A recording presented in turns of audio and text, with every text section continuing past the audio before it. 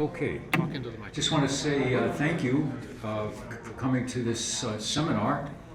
This is the fourth seminar of the EAC Convention, and I think I told you at the first one that it's sometimes difficult for me to introduce people that are good friends that I've known for a long time. And same thing with Bill Eckberg. We've known each other for some 30, 35 years, and we have lots of stories, but we don't have time for that. Thank you. Yeah, we do. I'm going to tell you three stories. I'm just kidding. Calm down. That's the relationships that you have, right? Anyway, Bill's going to be speaking about things that we are afraid to ask and always wanted to know. So, Early American Coppers Club wants to express their sincere gratitude to Bill Eckberg, former president of EAC, for graciously presenting this seminar, Everything You Always Wanted to Know About Chain Sense, but Were Afraid to Ask. It's part of our educational forum here in the EAC conference in Pittsburgh, Pennsylvania. Bill, thank you so much for your... My pleasure. But that's not my title. It doesn't surprise me. You change titles all the time. One of the stories I'm not allowed to tell. Okay, hang on. Let me set that down. And can everybody hear me?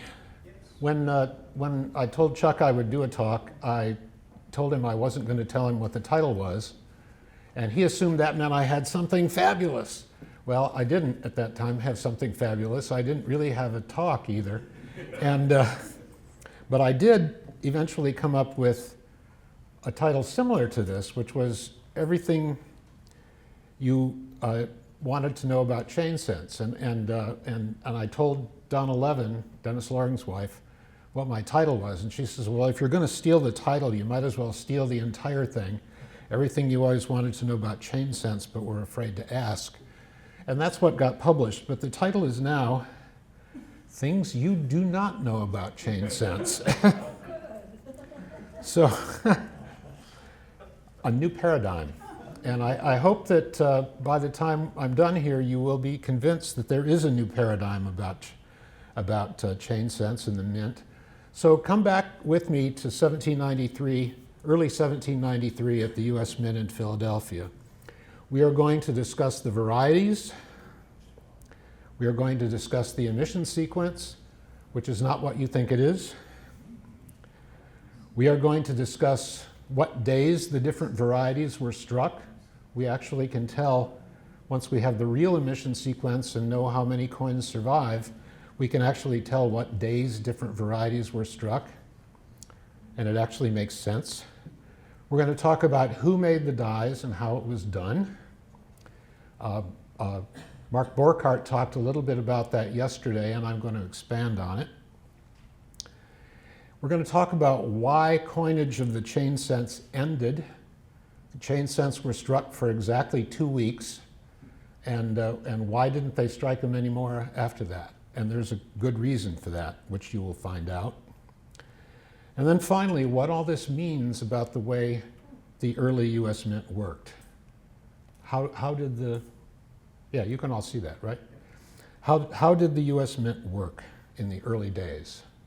And I also will talk about the rules that I follow when I'm doing research. Some people have asked me how I do the research that I do. Conclusions that I make have to be based on evidence. Okay, they have to be based on evidence. JK, thank you. Number 2, the coins cannot lie or be mistaken. The coins are what they are. They are mute testimonials to what was done when they were made or what happened to them after that. Now, we can misinterpret the coins, but the coins cannot tell us wrong information. We have to listen to them or watch them. Contemporary records, primary sources, are more reliable than later copies or summaries. For example, if you want to know when coins were struck, the best place to find that for the early coppers is the Treasurer's Receipt Book, which you'll see a couple of pages from in a few minutes. Later on, reports by the director of the Mint. They're based on those numbers, but they aren't necessarily the same as those numbers.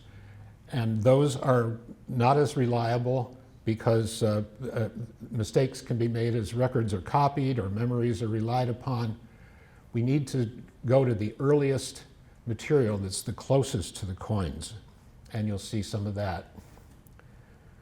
Nothing previously known is necessarily correct, okay? You have to go into this with a completely open mind.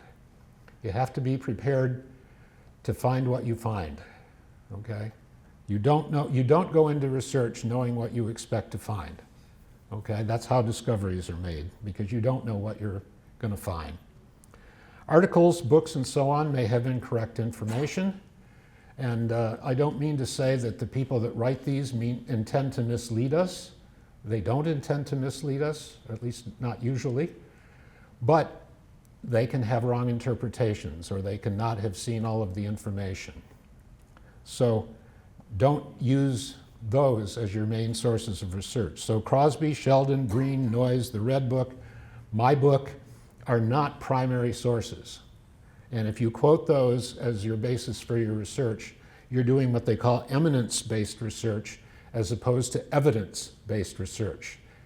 And in the science fields that I come from, eminence-based research is absolutely, I wouldn't say forbidden, but certainly wrong.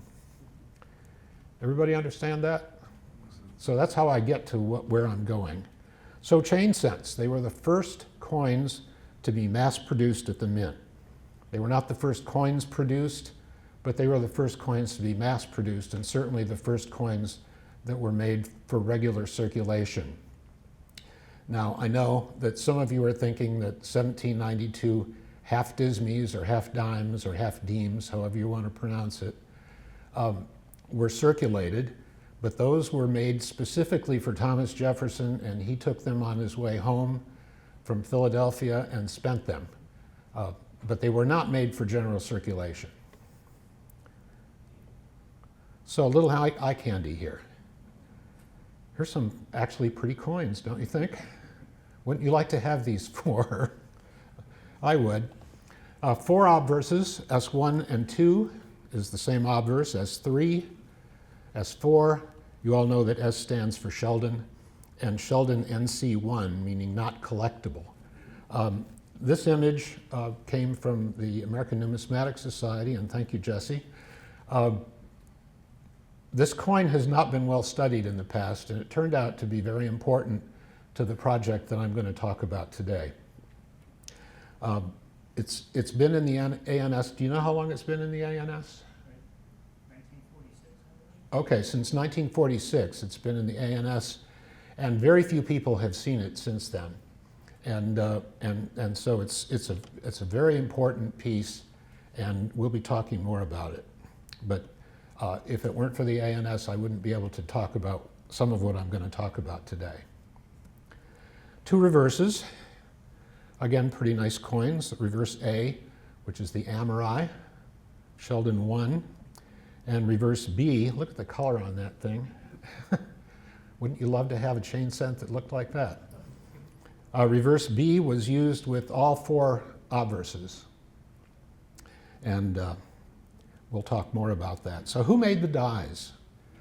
If you read Crosby, Crosby says Jean-Pierre Droz created the dies.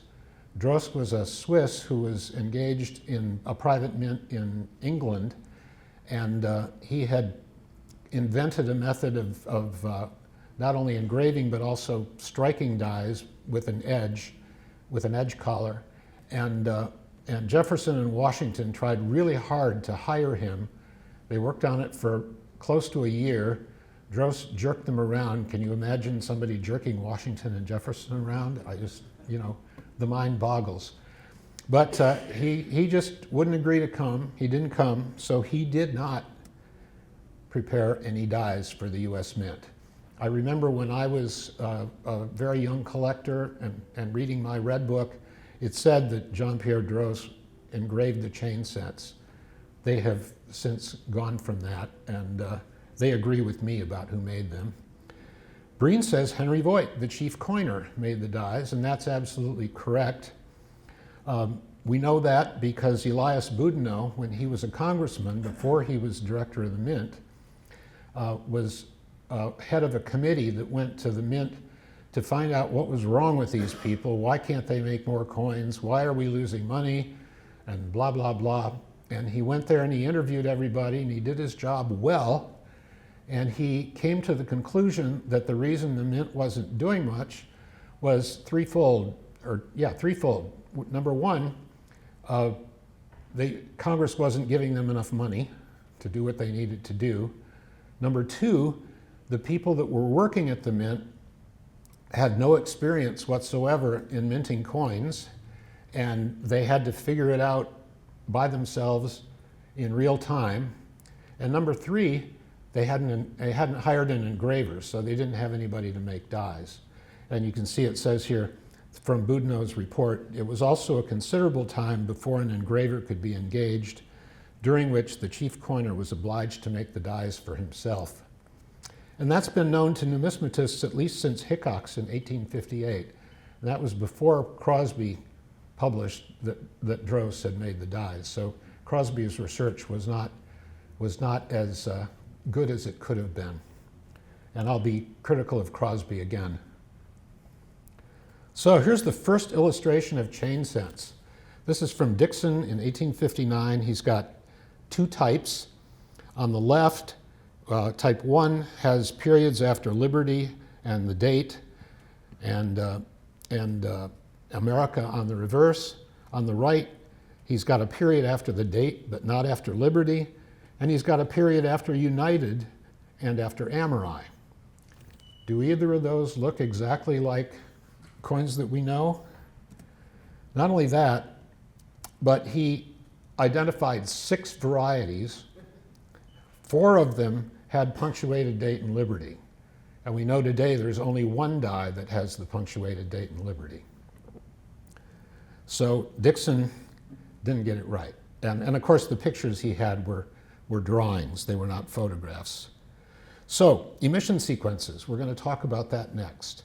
According to the EAC grading guide, of which I am an author, so I am guilty of this, their emission sequence cannot be determined. I don't know which one of us came up with that, but we all agreed on it, so we're all responsible for it, and I will take responsibility. It turns out the emission sequence can be determined, and I have determined it, and you will see in the next few minutes. Crosby, this is from Sheldon, Crosby assigned numerals to the obverses and letters to the reverses in, so far as he could tell, the most probable order of issue. So Sheldon is saying that Crosby came up with an emission sequence. And here it is. Here's the first one. This is from the Levick plate, Crosby and Levick from 1869. Obverse 1, reverse A is the Ameri. That's what we would call Sheldon 1 today. 1B with the America reverse, that's what we would call Sheldon 2. 2B would be what we call Sheldon 3, and 3B would be Sheldon 4. So that's the emission sequence that Crosby came up with. Why did he choose that sequence? He didn't say. He didn't tell us where he came up with that sequence. As I say, I'm going to be a little tough on Crosby. Froissart, 1879, 10 years later, came up with a different sequence. He didn't give the reverses identification, but obverses 1, 2, and 3. Obverse 1 with Ameri would be Sheldon 1. Obverse 1 with America would be Sheldon 2. Obverse 2 with America would be Sheldon 4. And then finally, obverse 3 with America would be Sheldon 3. So he's saying it's 1, 2, 4, 3. Sheldon 1, 2, 4, 3, okay? It's different from Crosby. This is my favorite. This is Doughty, 1890. He doesn't even have a number 2. He doesn't tell you what any of these are. It was just not remotely helpful. And I'm showing it to you because there's So much out there that is just plain not remotely helpful. And here's a good example. Well, Crosby, 1897, about 30 years later, he's now got 4 obverses and 3 reverses. There's a new obverse, obverse 2, which is the coin that is in the ANS collection today. So he has 1A, followed by 1C. The America reverse is now 1C, followed by 2C, and then 3B over on the right corner, your right corner, 3B, which is another Amori reverse, and then 4C. Well, it was very quickly determined that reverse B was not real. Reverse B was a fake made from an electrotype, and so we're going to get it out of there. So Crosby's second emission sequence is 1A, 1C, 2C, 3C, 4C. So he's only changed it by adding in the new obverse die. Here's Sheldon. Sheldon did a beautiful job. He essentially copied Crosby exactly, except he didn't put in reverse B, but he had to put something in there. So he put in a late die state of reverse A with the CUD over the NIT. Pretty dumb. I'm going to get rid of that. But he also has reverse, the America reverse as reverse C. So he has reverses A and C, but no B. Why did he do that? I don't know why he did that. I never met the man. Walter Breen, 2000, by the way, Sheldon was 50 years after Crosby. Breen is 50 years after Sheldon. He's now calling them obverses one. He's now calling it reverse B. So we now have a reverse B again. And that's the same sequence that Crosby came up with. Okay, all of them are wrong. Okay, all of them are wrong, and I will show you why. So we'll start with obverse 1. S1 and S2 obverse, state 1, perfect die. Nice coin. What can I say? Perfect die, there's no clash marks, there's no damage, nothing. The die is great. That's found only on S1. This happens to be an S1, but this state is also found on S2. You see clash marks under the neck from the chain. And although you probably can't see it on the screen, there are clash marks from ITED in the date. There's an I right before the 9, a T between the 9 and the 3, E just to the right of the 3, and D where the arrow is pointing. So sometimes ITED clash marks don't show because they got them out, but the chain clash marks pretty much stay there. Okay, here's state 3. S2 only, heavy die erosion, arrows pointing to various places where there's obvious die erosion, and you can see the die is pretty well messed up and not in good shape. I hope you can. Yeah, you should be able to see that. State 4. I didn't believe this state existed until a few days ago when I actually found a high-grade example on the internet. There's a crack above TY into the field. And that is the terminal state. This has also been, excuse me, been heavily lapped to get rid of all the marks in the field. And one of the results of that is that a lot of the upper hair behind the head is gone. Okay, you can see, I think, that a lot of the hair in the back is gone. Okay. So that shows that S1 preceded S2, okay? People ask me if I'm talking about the emission sequence, was S1 really first? And yes, S1 was really first. Doesn't mean the die was made first, but that was the first one used. And the Amori die was the first one used. I don't think it was the first one made, but it might have been. Okay, reverse B, the America reverse, state 1. found only on S2, perfect die. Again, beautiful, beautiful coin. I was surprised to find out how many reasonably high-grade chain cents there are, how many AU and low-grade UNC chain cents there are. I had no idea that it was as many as it is. How many go? I didn't actually count them, but there were certainly double digits, okay? Certainly double digits. This is the NC1, and you find this also in later examples of S2. There's minor roughness below the chain. Minor roughness below the chain. So NC1 followed S2. Next, and I'm sorry about this coin, somebody lacquered it or oiled it heavily or something. It's ugly. It's of course in an AU slab, but it's obviously been messed with. But you can see that the deterioration is about the same as in the NC1. So it's the same die state as NC1. This is an early S4. State 3, there's more deterioration below the chain, and at UNI there's a small bulge forming. Okay, at UNI there's a small bulge forming. So this is later die state, state 3. State 4, S4 late. Heavy bulges at UNIT, under the D, between the D and the S. Lots of flow lining, lots of spalling, little raised bumps all over the place. This die really looks like it's had it. And we're still in S4. We haven't talked about S3 yet. So S3 is the same die state as the latest S4. So S3 follows S4. And remarkably, this is the most common variety. The die state of S3 does not change, at least does not change perceptibly.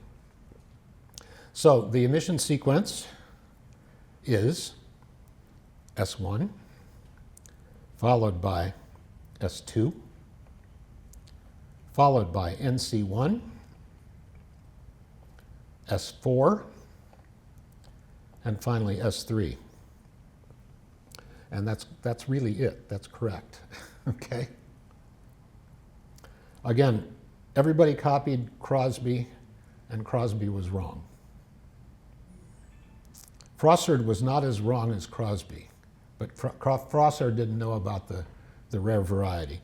So when were the varieties delivered? I said you need to go back to primary sources. This is the primary source. This is the Treasurer of the Mint's receipt book for copper coins.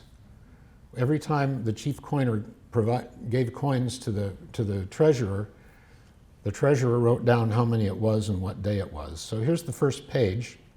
Mint of the United States, 1793 cents. March 1st, received of Henry Voigt, chief coiner of the Mint, 11,178 cents on account of the United States, signed by Tristram Dalton, Treasurer of the Mint.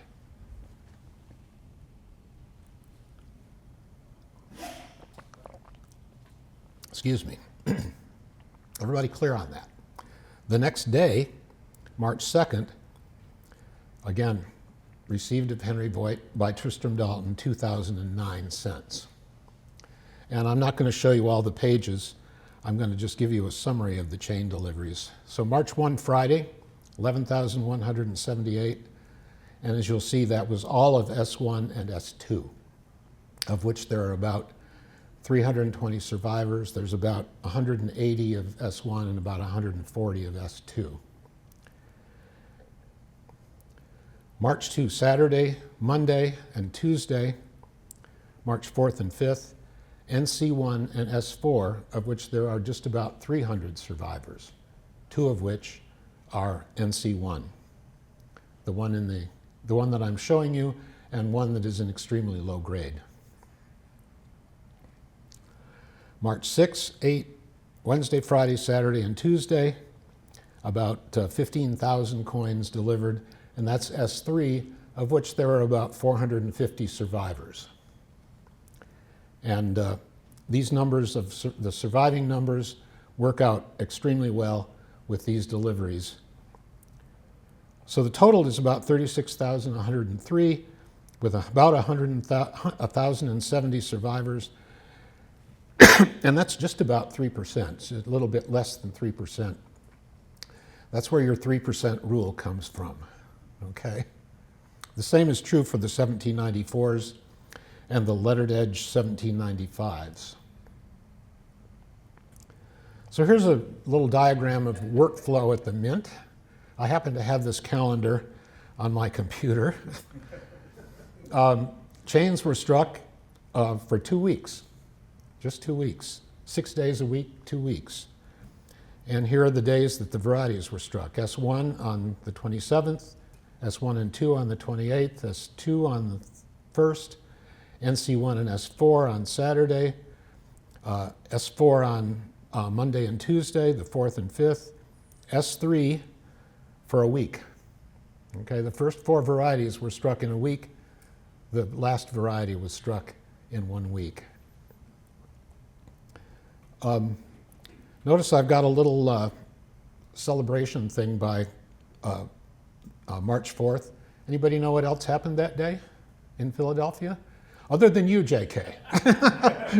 Anybody else know what happened that day? Yeah. Is that Washington's second inauguration? Absolutely. This is Washington's second inauguration. I took this photo with my color camera. You can see Washington in the middle. The short little guy next to him is John Adams. The guy in the lovely teal coat is Thomas Jefferson. And I don't see what's his name? Hamilton. I don't see Hamilton anywhere here. Who's holding the Bible? Is there some? I don't see one. I don't see one. Yeah. So this is going on down the street from where they're striking S4. Ben, you should know that, right? I was dead then. That's true. Yeah, that's true. Absolutely. So, how were the obverse dies produced? Everybody says they were hand engraved. That knowledge has been passed down from generation to generation. Look at the eye candy again. They don't really look alike, do they? At least they don't to me.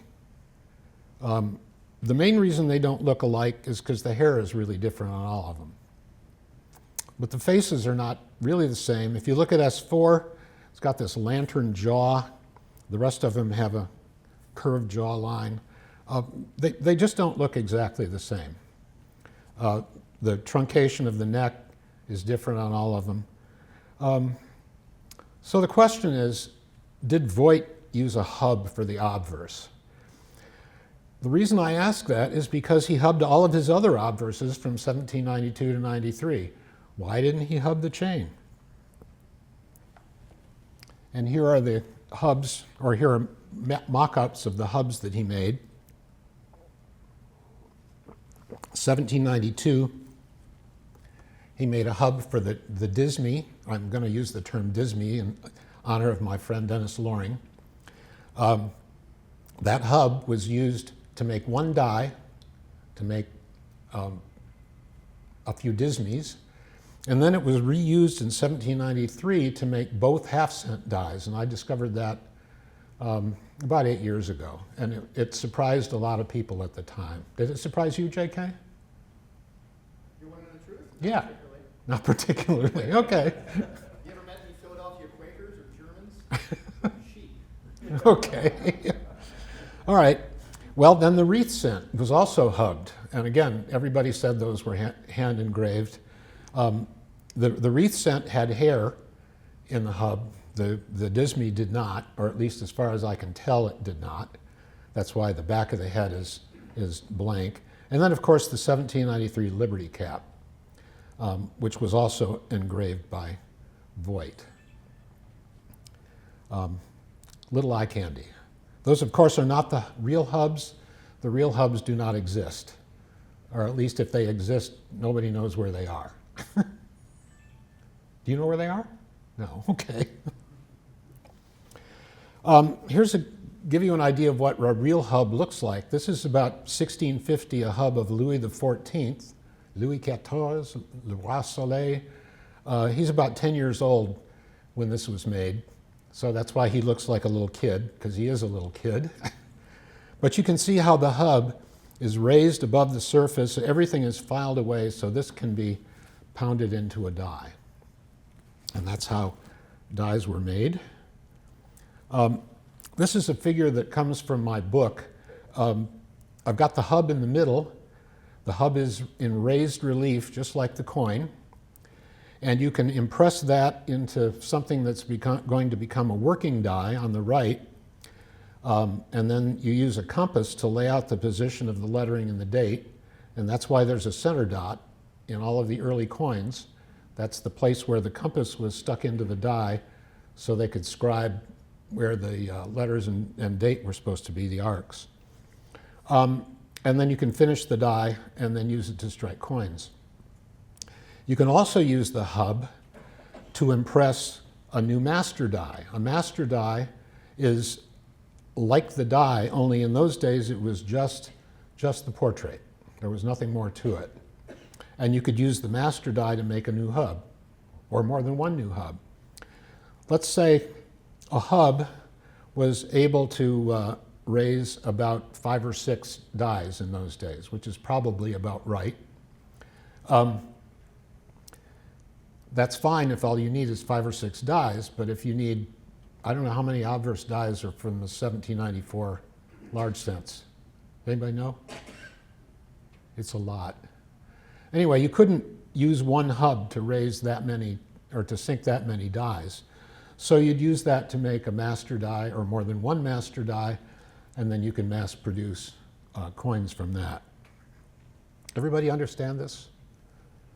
Okay, the master die, the working die are in coos, below the surface, the image, the hub, and the coin are raised relief.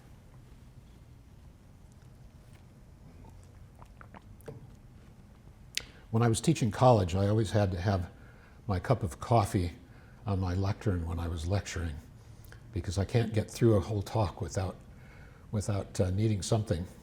So the received knowledge is that the chain obverses were individually hand engraved. I've said that before, just saying it again. But we need to be sure, okay? We need to actually test this. And we do that by doing some overlays. As I said, if he didn't hub the chain sense, why not? We have to answer why not if he didn't. So, did Voigt hub the obverses? If we overlay S1 and S3, the eyes, the ear, the nose, mouth, and chin match. All of those match. The throat and the bust line don't, and I think you can see down here that the throats are different, the bust lines are different, but everything up here is the same. Everything up there is the same. Does that mean it was hubbed? You don't know. You can't tell. If we look at S1 and S4, well, that's different. The eye and the ear match, but nothing else does. The nose of the S4 is smaller. The mouth is higher. It's red. The chin is higher. And the throats and the bust lines are different. So that certainly looks like maybe it wasn't made from a hub. So let's look at this close up, and I think you can see more clearly that the noses are different sizes, the mouths are in different places, and the chins are in different places. Just for giggles, I did this with S3 and S4, and you can see the eye and the ear match. Nothing else does. Actually, the throats are similar, but not the same. So I say you can't draw a conclusion from these. I would say from those overlays, I can't tell you whether this was individually engraved or hubbed. If they were individually engraved, I will say that Henry Voigt was an extremely competent engraver, okay, extremely competent. But I can't come up with an answer. So then there's these. These heads are really similar to my eye. You may not agree, And the reason that you probably don't agree is the lighting of the photographs. The S3 has been shot from up here. So everything at the top is brightly lit. You can see the inside of the rim is brightly lit at the bottom, dark at the top. So that one is lit from up here. This one, the NC1, is lit from the right. Okay? You can see the face is bright. The rim, inside of the rim on the left is bright. The inside of the rim on the right is dark. So they're lit from different directions. But even though the lighting is quite different, and I would love to see a picture of the NC1 that was lit from all directions like these other ones, if you can do it. But I did an overlay, and wow, the eye, the ear, the nose, the eyebrow, the throat, and the mouth are exactly the same. Exactly the same. The bust lines are different. The chins, even though it doesn't look like it here, are actually a little bit different. Not very different, but a little bit different. And you can see in this figure, looking in black and white, you can see that the NC1, the chin goes down a little bit lower, and the line from the chin to the neck is curved. The one with the S3, the chin is a little tiny bit higher, and the line to the neck goes sort of at an angle. So these are really, really, really alike. And I do not believe that Henry Voigt would be capable of making two dies this much alike if he did not use a hub.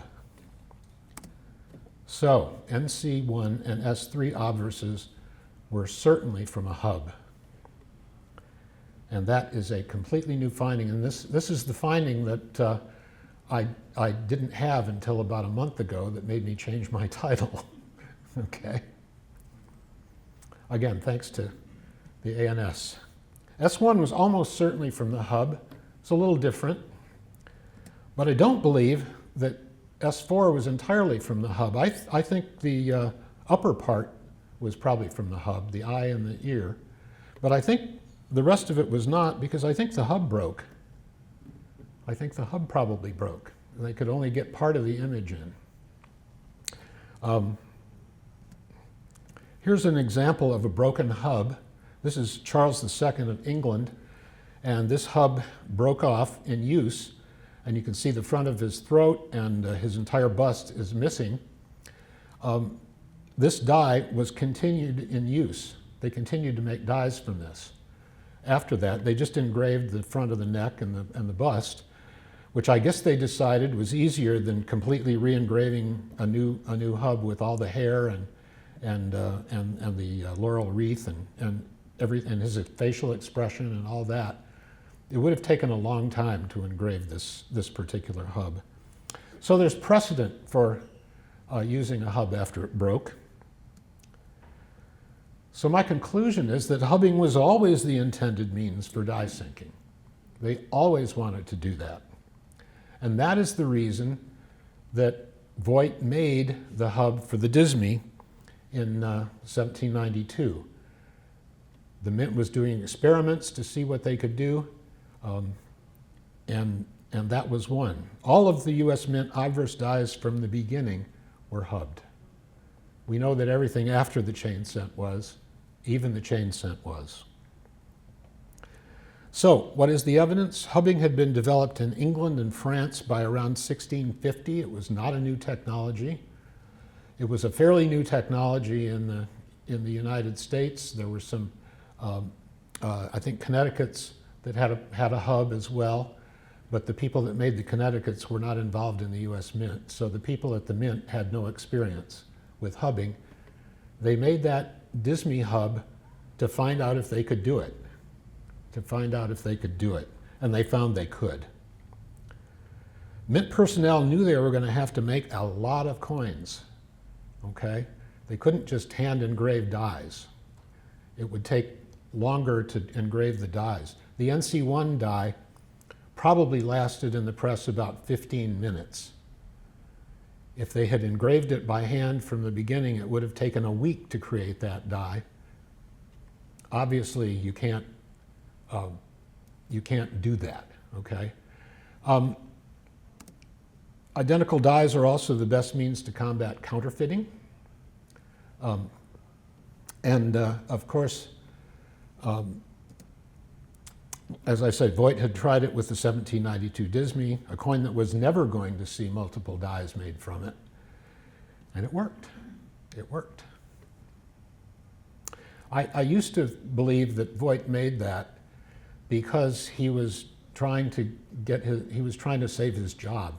He was at that time a temporary employee as the chief coiner.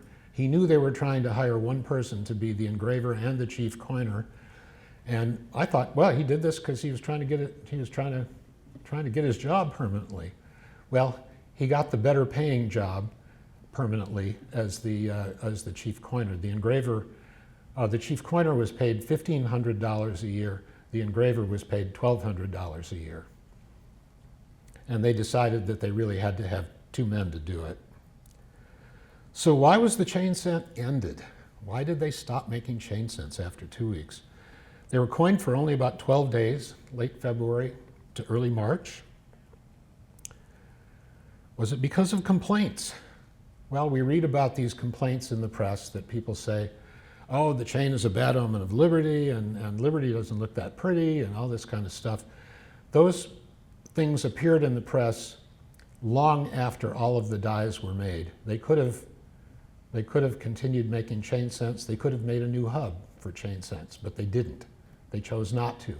They chose to create the wreath cent. Very few people had ever seen one. The population of Philadelphia alone at that time was larger than the number of chain cents produced.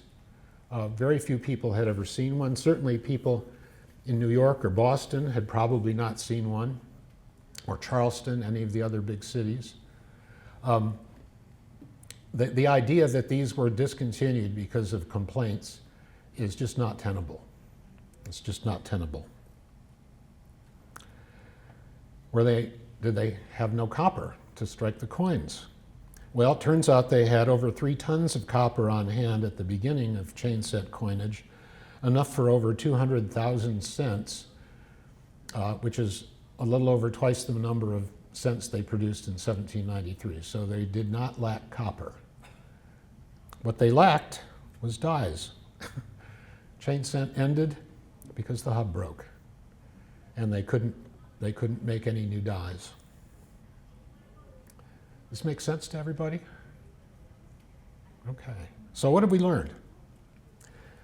5 varieties from 4 obverses and 2 reverses. The emission sequence is S1, S2, NC1, S4, and then S3. No thanks to Crosby. NC1, S3, and S1 obverses were definitely made from a hub.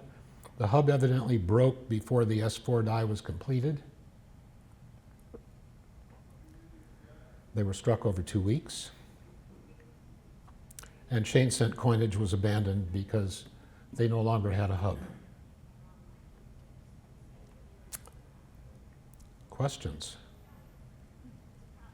Yeah? Could you go back and explain again how you concluded from the differences and the lighting, and how did you physically do that last overlay? Overlay? Okay, let me see if I can go back.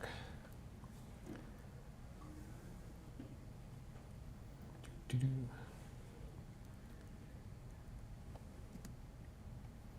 Wait a minute, let's go here. This one, right? Yeah. Okay. Yeah, the overlay, you can see the red outlining the face is from the S3. The white with it is from the NC1.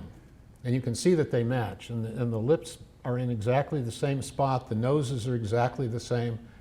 The eyes are the same. The ears are the same. All of those elements are exactly the same. Now the bust lines are not quite the same.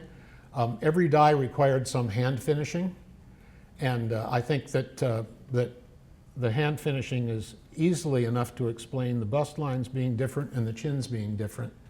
I think it's also easy to explain the differences between these two and S1. Okay, but I guess what I'm getting at is that you previously showed the overlays where they didn't look the same. Right. How did you adjust the overlays to line up the way they do? Ah, that's the art. Okay, there's science here and there's art here too. You basically have your images in two different color channels. That's the way I do this, in different color channels. So we can easily see the difference by the difference in color. If you're red-green colorblind, and I know some of you in here are, that's no help to you, but you have to take my word for it. But, excuse me, I overlay the coins, or the images, in different color channels, adjust the transparency, not the transparency, adjust the brightness and the contrast to them so that I can see both easily.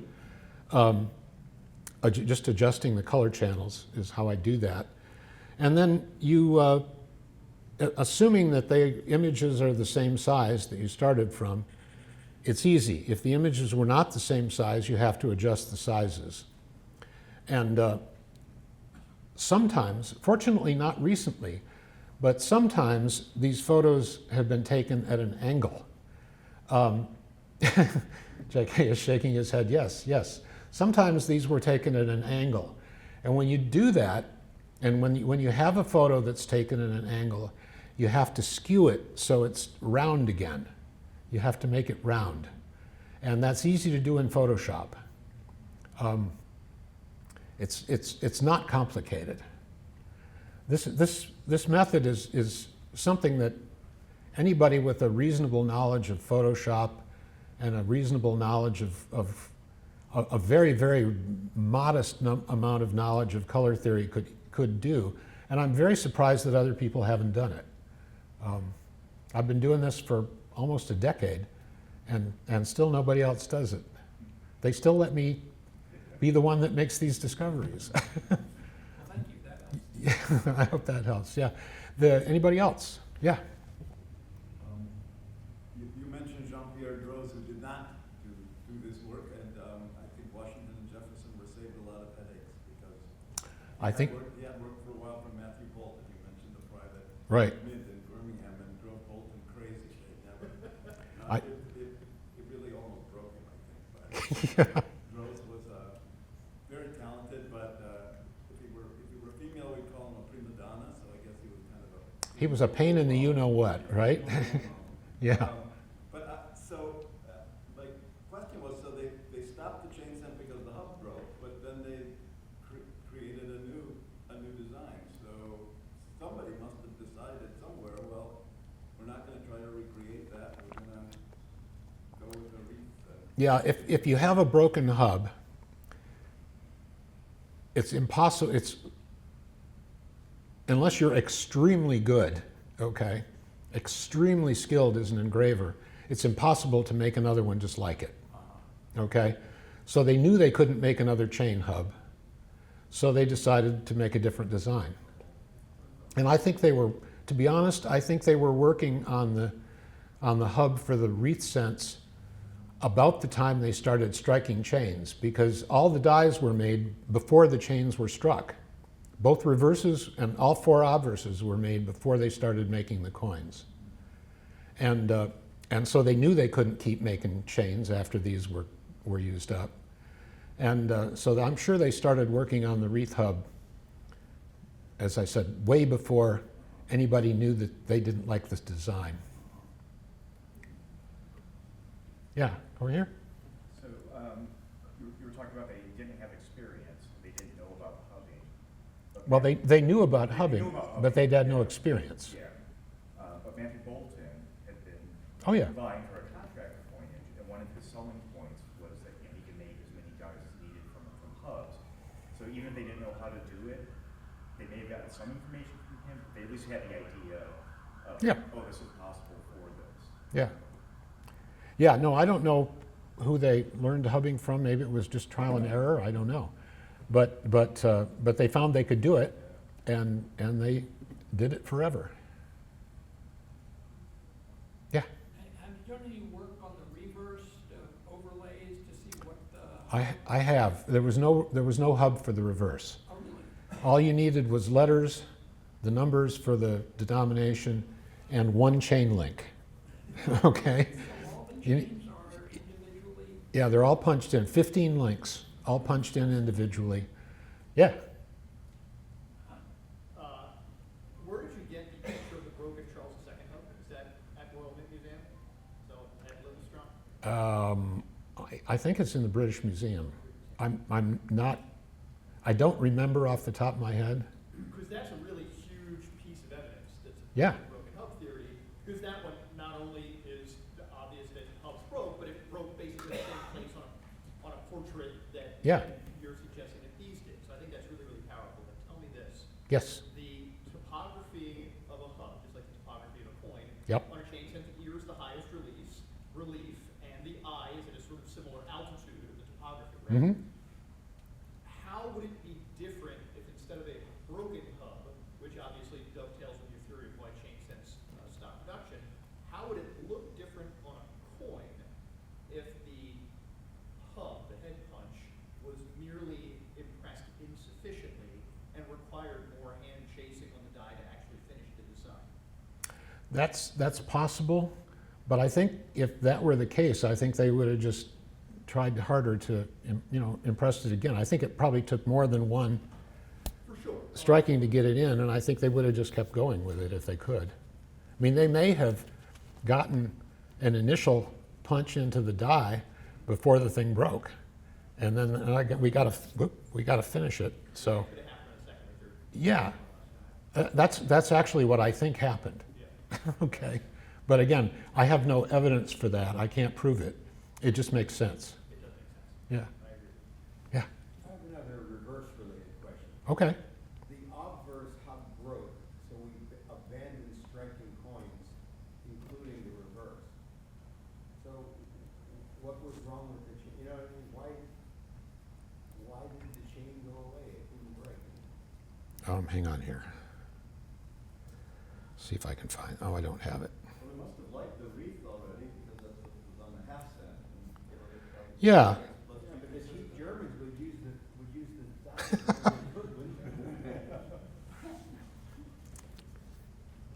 Yeah. The reverse really did wear out. I mean, the Amorai reverse actually broke. They had to get rid of that. The S4 obverse broke. The NC1 obverse broke.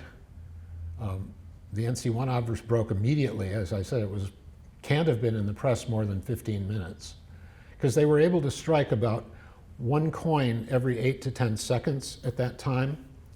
And that means you could strike about 4,000 a day. And so we know that the days that there was larger than 4,000 coins delivered, they had to have been made over 2 days, and those 2 days were there, okay? Where was I going? Yeah. The Amorai broke, the other one didn't break, but it got really messed up. I mean, it was extremely worn out by the time they finished. It was worn out by the time they started the S3. It struck too many coins. It struck 20,000 coins. And I think it struck 20,000 coins because it was in such low relief, they could get away with it. But if they started tooling it to make it smooth again, they would have lost the chain. The voice might have said, "Ist kaputt." Ist kaputt, yes. Oh, and by the way, a lot of people spell Voigt's name V-O-I-G-H-T. The treasurer spells it V-O-I-G-T, and I spell it the way the treasurer of the mint does. Yeah. So was and this is just ignorance on my part, was the wreath hubbed on the reverse? The wreath was not hubbed. The wreath wasn't either? No, they didn't hub the wreath. They didn't hub the wreath on the 1793 Liberty caps. I don't think they hubbed, and as I recall, they didn't hub the wreath in the 1794 large sense either. That doesn't take much time. You just get 3 or 4 leaf punches and you bang through it, and you make lines where the wreath, you engrave lines where the wreath is going to go, so you have a line to put them on. That's why the reverses are all a little bit different. Thank you. Yeah, because those are not hubbed. They started hubbing half cents, I know, in 1800, the wreath in half cents, and it was a partial hub. I don't recall when they started hubbing large cents, but I know I published that in Pennywise at some point. Yeah, Nancy? I'm not familiar with the word hub. Is that like a mold?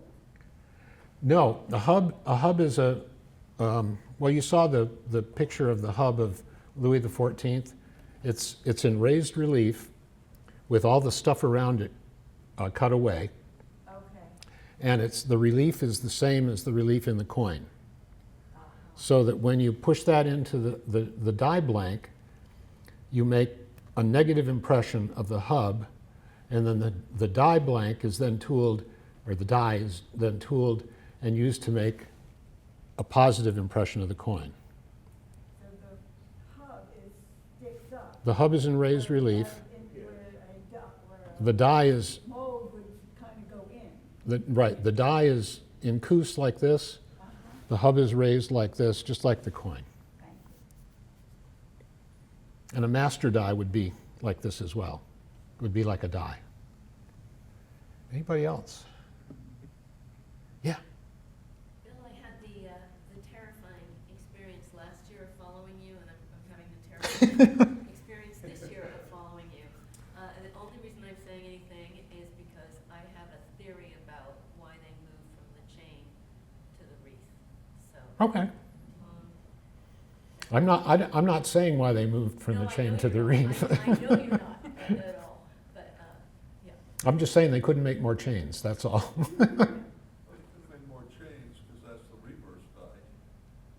You know, have a different obverse die, paired with more chain reverse. Yeah, but it would have taken them a week to make a new obverse die, and they didn't last that long in coinage, so it just wasn't worth the effort to make a new die.